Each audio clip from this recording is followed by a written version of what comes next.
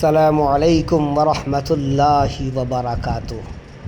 یوم آزادی 15 اگست 2026۔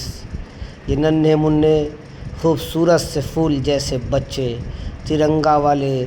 اس لباس میں ملبوس ہے اور پھر اپنی اس ایکٹیویٹی سے اس بات کو اظہار کر رہی ہیں جس کے ذریعے سے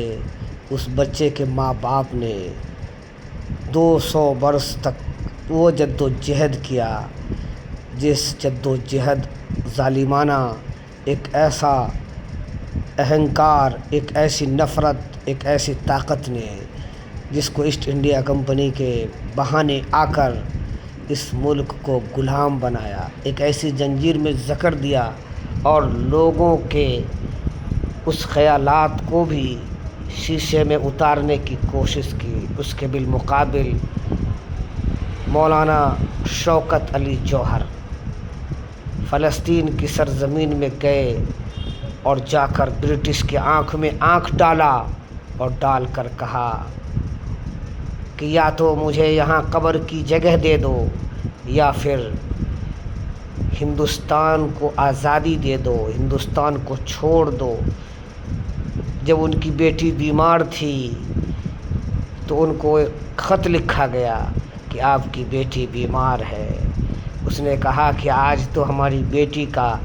قربانی نہ جانے کتنی بیٹیوں کو دنیا میں جینے کا، پڑھنے کا، آزادی کا یہ موقع دے گی۔ آج یہ اس اسٹیج پر یہ بچیاں وہی مولانا شوکت علی کے جوہر کی ایک بیٹی کی قربانی کے بدولت کہ وہ بیمار تھی، باپ کے دل کی ٹکڑی تھی،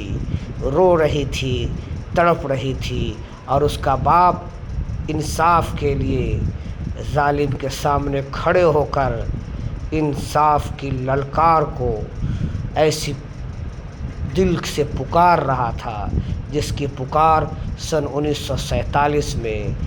پورا ہوا، اور 79 برس تک اس پکار کی ترجمانی اسی طریقے سے یہ بچے کرتے ہیں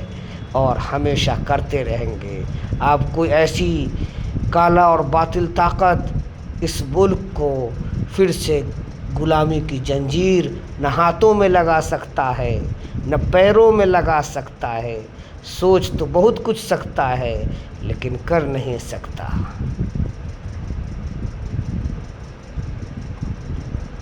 مدعی لاکھ برا چاہے تو کیا ہوتا ہے، وہی ہوتا ہے جو منظور خدا ہوتا ہے۔ آپ ان چھوٹے ننھے منھے بچوں کو اور یہ سامنے آئے ہوئے اس بچوں کی مجلس کو دیکھ کر کیا محسوس نہیں ہوتا ہے کہ کئی لاکھ لوگوں نے جو انصاف کی زنجیر کو، انصاف کی پکار کے لیے اپنی جانوں کو صدقے میں دے دیا، پھانسی کے پھندے کو چوم لیا، کتنی بیٹیاں قربان ہو گئی، کتنی مائیں قربان ہو گئی، کتنے لاڈلے قربان ہو گئے، کتنے باپ قربان ہو گئے۔ سر تو کٹا سکتے ہیں لیکن ظلم کے سامنے سر جھکا سکتے نہیں۔ یہ اسی قوم کی عکاسی کرتی ہے جس قوم کی دنیا میں 1000 سال گیدڑ کی زندگی سے بہتر ہے شیر کی ایک دن کی زندگی۔ دنیا میں وہی جیتے ہیں جو باوقار، باروب ہوتے ہیں۔ بزدلوں کے لیے جینا روز مرنے کے برابر ہے۔ آج کا یہ سنگم، آج کا یہ گنگا جمنا تہذیب، آج کا یہ ترنگا جشن ان تمام سراج الدولہ سے لے کر، ٹیپو سلطان سے لے کر، شاہ عبدالعزیز محدث دہلوی سے لے کر 1857 تک، 1857 میں میرٹھ سے اٹھنے والی وہ چنگاری جو دلی میں آ کر بالکل سامنے سے تمام جنرل جو تھے انگریز سامراج کے، ان کو آ کے للکارا اور 30,000 ہندوستانی لوگوں نے وہ بغل بجا دی، اور اس نے یہ سوچا انگریز کی سوچ میں یہ تھی کہ آج ان 30,000 کو ہم نے شہید نہیں کیا تو کل ہندوستان کے اور نوجوان ہماری ظلم کے خلاف کھڑا ہو جائے گا۔ وہ اس سوچ کے 30,000 لوگوں کو شہادت زندگی میں بدل دیا۔ پھر اس کے دماغ میں یہ بات آئی کہ یہ 10,000 مدرسے، جب تک یہ چٹائی پہ بیٹھنے والے لوگ علماء کرام ان بچوں کو درس دیتے رہیں گے، یہ ہماری بات، ہمارا حکومت اس ملک پر گہرائی کے ساتھ نیچے نہیں جا سکتا۔ انہوں نے جھوٹے الزامات عائد کر کے 10,000 مدرسے کو بند کروا دیا، 55,000 علماء کو شہید کر کے دلی سے انڈمان نکوبار کالا پانی تک درختوں کے اوپر علماء کے سر کو لٹکا دیا تاکہ لوگ دیکھ کر خوف زدہ ہو، انگریزی سامراج کے سامنے سجدہ کرے اور انگریزی سامراج اپنے آن بان شان کے ساتھ چلتا رہے۔ لیکن انگریزی سامراج نے اپنے وصولوں سے سودا نہیں کیا۔ اس نے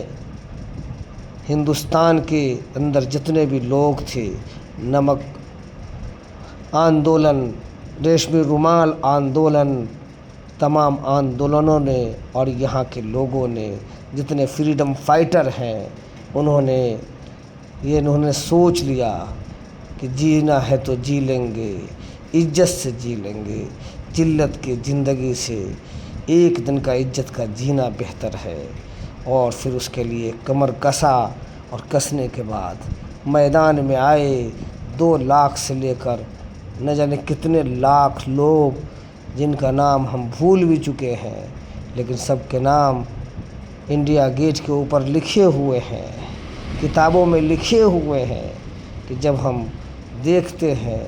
کہ کتنی بہادری سے، کتنی قوت کے ساتھ، قوت ارادی کے ساتھ ہم نے میدان میں جنگ لڑ کے ان کے دانت کھٹے کر دیے، ان کی پلاننگ کو ہمیشہ کے لیے، ان کی چراغ اور سورج جیسے سوچ کو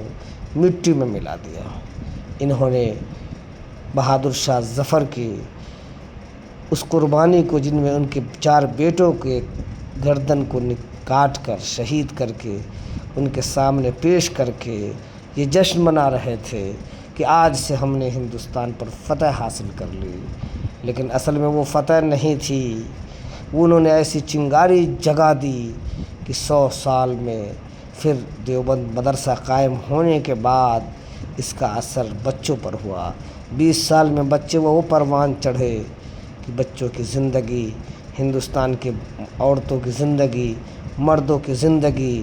ایک انقلاب بن گئی۔ اب وہ جینے کے لیے کھا نہیں رہے تھے، نہیں کھانے کے لیے جی رہے تھے۔ ان کی سوچ میں ایک ہی خواب تھا، جئیں گے تو ہندوستانی یہاں جئیں گے، یہاں حکومت کریں گے تو ہندوستانی کریں گے، ہم غیروں کو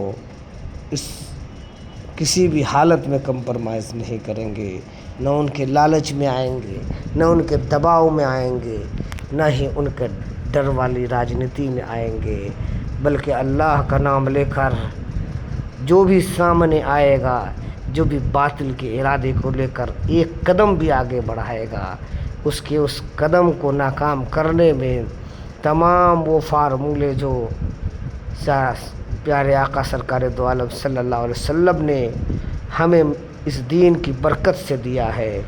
اس کو آزمائے بغیر ہم نہ 1 انچ پیچھے ہٹ سکتے ہیں، نہ 1 انچ آگے جا سکتے ہیں۔ وقت ایک ایسا عدالت ہے جو تجربہ آپ کر لیں گے، یہ دنیا ایک ایسا مکافات عمل ہے جو آپ آج بو گی کل اسے ہی کاٹو گے۔ تو سوچ سمجھ کر قدم اٹھائے، پہلے تولیں تب بولیں، کیونکہ اس بول کا اثر دل، دماغ اور پیٹ پر ایسا پڑتا ہے کہ انسان ریزہ ریزہ ہو جاتا ہے۔